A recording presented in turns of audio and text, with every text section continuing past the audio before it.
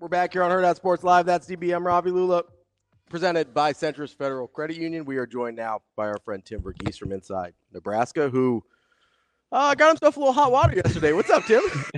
Hey, how's it going? How are your mentions, Tim? Interesting. I'm just gonna say this because I'm gonna keep it 100. It did not move my needle. I took it as speculation. Yeah, and like I feel like I I did. phrased it. I I don't. feel like I phrased it in such a way that I was like, "Hey, this is my personal like opinion on the situation," and just understanding from a multitude of things beyond just the injury alone. You're switching positions. You have 2.5 months. It's a new offense. You see, same verbiage, but it's a new offense. The depth at wide receiver and tight end is arguably better than it was a year ago. Like, I mean, I would also say this: if you're at a point where, as talented as he is, and as talented as we think he's going to be for this program, if you need Carter Nelson on the field early this season, that's a bad thing. That says a bad thing about wide receiver and tight end depth, in my opinion. So, for people that weren't paying attention yesterday or that weren't online as much, Tim made a educated guess that he thought Carter Nelson may not play much, if at all, next year based on the hip injury and, as you were talking about, the depth that the two groups that he would kind of be in there. I would tend to agree with you on what it means if you need Carter Nelson early, right? They've brought in a ton of guys in that wide receiver room that you would like to think that are ready to go. You've got a couple guys that are already there in Ja'Cory Barney, especially, that you really like, and you hope that he's going to be there. You've got a couple freshmen that are probably ahead of Carter Nelson in terms of just receiver skills in like a Cortez Mills and a Mosey. And then you've got Demetrius Bell, who you hope is healthy and coming back, a guy that they thought could be a contributor last year. It's a pretty deep room before you get to Carter Nelson, a guy that's still sort of learning the position and coming off of a pretty significant injury, right? Like that's kind of where we're at. Right. And again, the word is he's switching to tight end, and even then, you look at what he's going to be asked. You figure what he's going to be asked to do. He's not going to be like a traditional inline tight end. And you look at the way Nebraska's expected to play personnel. He's essentially going to be a jumbo receiver, which is why I said receiver on Twitter and everywhere. It's kind of just been like, hey, like he's still going to be kind of used like a jumbo receiver. And you look across the room, like, yeah, Heinrich Harburg's there. You got Mac Markway, you got Luke Lindenmeyer, and then at receiver, like you mentioned, the young freshman, you got Ja'Cory Barney, you have Isaiah Hunter, and Hardley Gilmore, and Dane Keat. Like, yeah, it's just the depth is adding up to the point where, yeah, like okay, they want to go 6 to 8 plus deep at pass catcher. He may be the ninth guy. Like, that's not a bad thing. That's a good thing. When you're talking about the development at the room as a whole, you think it's kind of going to be more of the versatility of the hybrids or more traditional as they've kind of found a way to utilize the strengths of like Lindenmeyer and whatever happens with Markway and some of these tight ends in the room where I mean it's their development last year I think was maybe impressive is too strong of a word, but I felt like it was pretty good, especially from an inline standpoint. Yeah, I think so. And I'm actually interested to see how Dana plans to use the tight ends. What type of personnel we see this spring and into the fall. Like, I could see traditional, like, hey, there's two tight ends out there, but we're running like 3-by-1 sets where one of the tight ends is out wide, one of the tight ends is in line. You've got two other receivers around them, or you're doing a true like two tight end sets where they're just attached to the line, coming out of a stance, and so. That's something that I'm interested to figure out, especially I think as Heinrich Harburg specifically settles into his role, because I could see him playing in line hypothetically, but do you guys just want to see him out of a receiver stance, like out of the slot? Well, I think the way that they want to play, I just go back to this TV because I think it's interesting. When I was talking to Coach Holgerson in New York, we were talking about kind of some of the strengths and weaknesses and what's made it kind of more of a seamless transition. And he's talking about the verbiage and how he liked the instruction and the teaching. And he said, plus, with the run game and our tight end schemes, Coach Satterfield and Coach Raiola have such a symbiotic relationship, right? They know what each other needs and wants up front from that position in terms of blocking. So it's been pretty easy. And I felt like that was an interesting distinction to make because when you're on staffs, that camaraderie and chemistry in terms of teaching is absolutely underappreciated because I think it's something from the outside in that we take advantage of. And so I think they just like the development of the group as a whole, and they're excited to kind of see where it goes. I don't know, but that was kind of my takeaway from how he was kind of describing it. Yeah, that's a good point too on the cohesiveness. Because yeah, I think people just blindly assume, hey, offensive coordinator calls it, everyone falls in line. It's not always that simple. There's definitely like ego push and pull battles, but when you have guys that get along like that, and this is the reason Satterfield's still on staff, there's clearly something they see, especially up front with the tight ends and offensive line that made it that Satterfield, one, is able to stick around, and two, they wanted him to stick around. Tim, I was wondering, I've seen a lot of stuff start to trickle out about visits to Nebraska for the 2026 guys, and whether it's during the spring period or it seems like there's going to be some big weekends in June as well. Where do you feel like Nebraska is in terms of being on track for the 26 class? Because they just have the 3 commits. It can feel like they're a little late, but I don't know if that's just my perception or how are you seeing this play out? I don't think it's late. I just think they're in the same spot. Like we talked so much last offseason about it's a prove it year. You got to show some stuff on the field to really capture some momentum. And yeah, they showed some stuff on the field last year, but I don't think it was necessarily enough for certain guys. And so there's certain recruitments where, you talk to guys and they're like, yeah, I just want to see what happens in the fall. It's like, well, I don't know if Nebraska's going to have that time. I don't know if you're probably going to be committed to that point, like, to that kid. And so that's kind of where we're at is, yeah, there's a good group. I think specific positions are not ahead of schedule, but I feel comfortable. I feel good about where they're at with the running back board. I feel good where they're at with the tight end board. And honestly, I do feel good about the offensive line board. Like I think they've got enough depth there that I think they're going to land some quality offensive linemen this cycle. Defensive line is a kind of a work in progress just because of the coaching turnover. But that was expected and kind of we'll see what happens there. They still have, their top targets are still on the board. They still have, like an established group of guys. I just think that board's going to continue to grow. I like where the linebacker board's at, and I like where the DB room is getting to. It's just, yeah, I think D line right now, and then I think receiver has like a solid group of bodies. I just think they're kind of figuring out the hierarchy and figuring out who's a true target and who's not right now. So that's just kind of, it's a transition that happens when you change, position coaches, when you change a coordinator, all of that. It's going to take some time. I do think this year compared to last year, Nebraska's better positioned to gain some in-season momentum just because of my confidence in what Dana Holgorsen can do for Dylan Raiola and what that offense could look like and what they're going to be able to pitch on the recruiting trail. Tim, I know you had some questions about O-line in the mailbag, and I thought it's interesting because Coach Rule basically, and he didn't really pause or give much time. Like, so it must have been kind of fresh in how he really thinks, where he talked about it's going to be a good time for some young guys that they think are pretty close to have a chance to develop, right? Where you can say to yourself, okay, maybe we'll limit Latovsky to just X amount of snaps. We'll only put him through this, or situationally, we'll only use another offensive lineman like this because we can take a look at this guy, this guy, and this guy. He started with Sledge and kind of went down the list. How do you feel from a development standpoint, how important this spring is relative to what you think we'll see in the fall? Yeah, I mean, I just because there's so many questions on the line. Yeah, I mean, it could be anybody. I mean, like right now for me, you think 2 of the 3 interior spots are pretty locked up. You think it's going to be Evans and Spindler.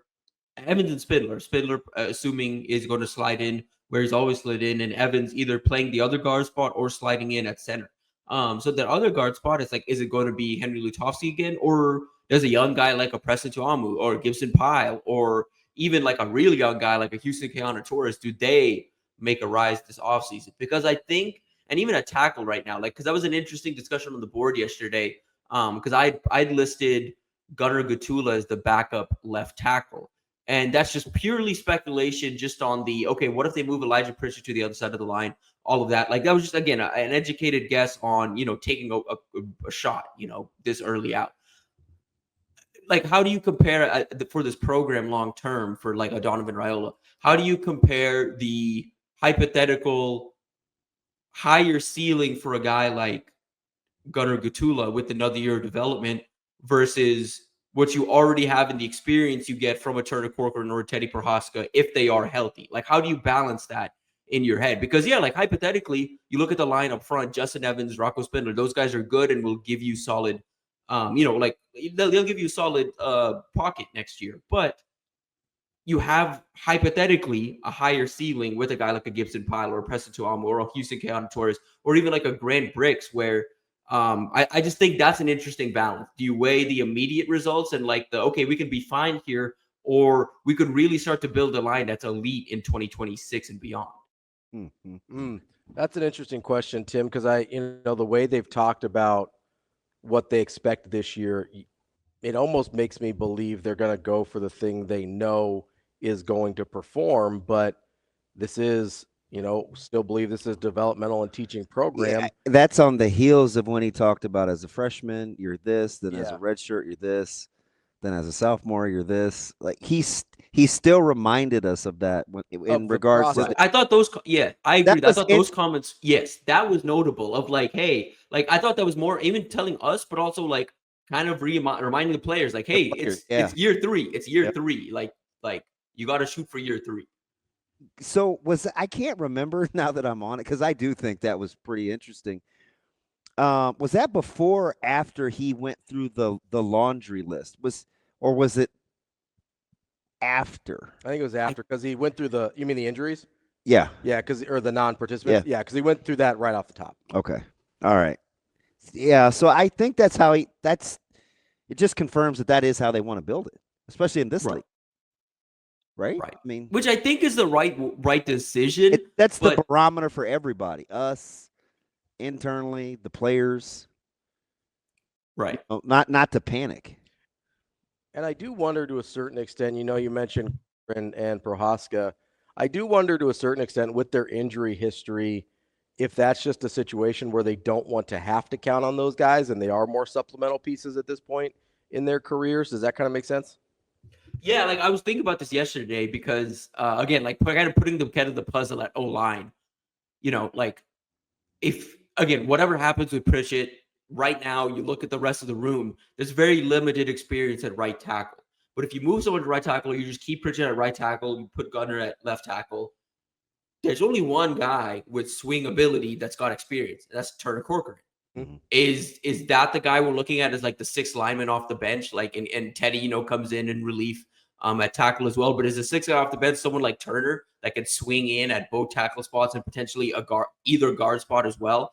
That's something I think we're going to figure out here in the next, like this offseason, obviously, because I don't know what Turner's going to. I don't think we're going to see him this spring, obviously, and then I don't know how, like, what shape he's going to be in for the fall. I don't know what to expect from Teddy and Turner at this point in their career, because it is kind of for them do or die time. Like, it is kind of, you got to make it or don't. But like, are either of those guys going to be, one, healthy enough, or two, consistent enough to be a starter? Well, and I mean, especially with the way you laid out Corcoran there, like, are they more valuable in a reserve? Like, if you have a guy that can play 4 of the 5 spots on the offensive line, it's valuable to have him kind of as your 6th offensive lineman, as you say. Yeah, and there's a way to pitch him on that role and potentially, be like, hey, this is also best for your long-term career. But that's up to Matt Rule and Donovan Raiola on that. But yeah, I was just looking through the room yesterday and I was like, man, there's only really one guy with that just played both sides of the line outside of Elijah Pritchett that I think can do this, and it is Turner. So if he can get back into shape and is good to go by the fall, like, I wouldn't be surprised if he's a 6th lineman off the bench. When you're talking about you said you kind of like where the DB room is going, from a recruiting standpoint, did you get the sense, because it seemed like Snow said it, Addison Williams said it out loud, do you think they were surprised at what was actually in the room And do you think it was based on what they actually saw in performance from a year ago? Yeah. I mean, we talked Isn't about it it in weird how season. both of them referenced the a lot of young, fast talent in the room? Yeah, because I mean, we talked about it all season how they kind of lacked that. They had an athleticism deficit in the secondary last year, but it was because they had to play certain veterans, and so now you're at a point where okay, like all of these guys have had a full almost or another offseason of development. They're entering spring ball. You've got a good group of athletes there. I think that was notable, and um I think that puzzle is going to be really fun because there's a lot of names I get. I'm sure you do too, Dim, but like a lot of names I've got like thrown at me of like, hey, keep an eye on this guy in spring, keep an eye on this guy in spring, and every week it feels like it's a different guy in the DB room. Yeah. Yeah, I do wonder. I, I do wonder how much that surprised people because I think the assumption was from fans at least that you see who's out there, you see who's starting, that whoever was behind it must not be any better, right? Or must not be more athletic or whatever the case was. Well, it's And like 4 of their top 8 miles per hour have been in the DB room. right, and guys that didn't necessarily play a ton last year, Yeah. right? So you go and you look at okay, it, this is why I was clamoring last year, be like, hey, I would like to see some different guys back there, right? Because even, and I think I talked about this last week, even if like Gifford and Singleton and whoever else test well, I don't know that they play as fast as they test. I would like to see if some of these other guys play as fast as they test. I'll be curious to see what happens with a healthy Hartzog. And I do have now full disclosure, Tim. I think you know this too. I know Robbie does. Like I do have a little bit of a soft spot for Malcolm because I know he hasn't been healthy in 2 years, And he hasn't really been put in advantageous positions in 2 he years lays either. it on the line to not get the benefit of the doubt a ton. I'd be curious to see what a recharged Hartzog and a healthy Hartzog brings to the table. And I get it. Tim, I say that and I can feel the collective eye roll from I just can because I know, right? I'm in the middle of it, but for some reason, man, I still mustered the courage to say that out loud. Yeah, and a fresh set of eyes like could be what this room needs, like in terms of just putting guys into spots, like more than even the athleticism deficit. We talked about this on the show. Like it felt in season like they were playing guys almost out of position. Like there were times where I was like, I don't think Isaac Gifford should be the deep hole safety, like the one high safety. Like I don't think that should be Gifford. Like and I think a fresh set of eyes would help. I think again the addition of the room and bringing in some veteran competition and guys that can push some of the younger guys too. I think all of that is helpful. Push the older guys too. I mean, I don't think Deshaun Singleton, Malcolm Hartzog, Sierra Wright. I don't think those guys should be comfortable. Like I think those guys should be like looking behind them and being like, oh, this guy's in the room now. Andrew Marshall's here. Hey, Justin Rhett's here. You know, like they should be looking around and saying, yeah, there's some competition in the room. I need to fight to hold on to my job. Tim, how much do you think the defensive back rotation last year had to do with the timing of when John Butler was hired? I think there's I mean I think Butler's like now starting to figure out the personnel in his room. By the end of the year, he was starting to figure out. But I think if he came in either at the start of the summer or a couple weeks earlier, we maybe see a different rotation than what we saw. Yeah, I think I don't think we saw as much rotation in the secondary. I mean that's just going off I need to look at the numbers, but I just from a feeling standpoint didn't feel like we had as much turn or rotation this year as we had in the last 2 years or the year before. So let me ask you something, TV. When we were talking about recruiting and kind of the D line and where they're at needing maybe a boost. I don't know, but you just get the sense with Terry and Phil. I don't want to assume it's going to be an automatic uptick because Knighton did do a good job. But don't you feel like the juice that those guys bring and kind of their connections? Could I assume that position would be a recruiting upgrade? And it's been good. It's been good.